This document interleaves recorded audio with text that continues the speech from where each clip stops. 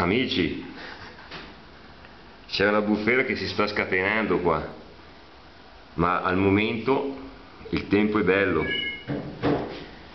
Guardate che spettacolo, fantastico, super fantastico. La bandiera una volta tira di qua, una volta tira di là, veramente un'aria. Bene, bene, bene, bene. Anche oggi il gran guru è riuscito a pianificare tutto.